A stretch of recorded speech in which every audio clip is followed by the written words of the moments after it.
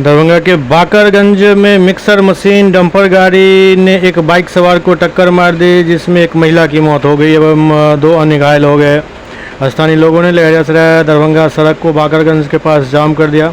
मृत महिला बहेड़ी थाना क्षेत्र के बघला पघाड़ी की निवासी बताई जा रही है। महिला की पहचान मुन्नी खातून के रूप में हुई है। सूचना मिलते ही पुलिस मौके पर पहुंची। कई थानों की पुलिस को लगाना पड़ा।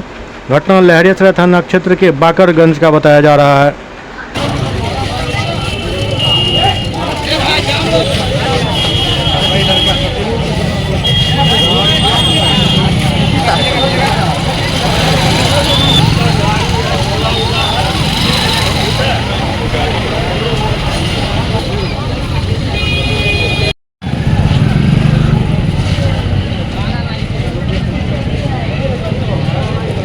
परिवार थी, दवा लेने के लिए डीएमसीएच आया मेरा लड़का और मेरी पुतोह और एक पोती भी थी साथ में, और इस तरह का घटना हुआ है। और वो भी अब बताइए कि दिन में इधर से ये सरकारी गाड़ी जो पूरा साफ करने वाला था उसका जाने का कोई मतलब ही नहीं हो रहा है, और रॉन्ग साइड से आकर के मेरी पत्नी के जान ले लिया।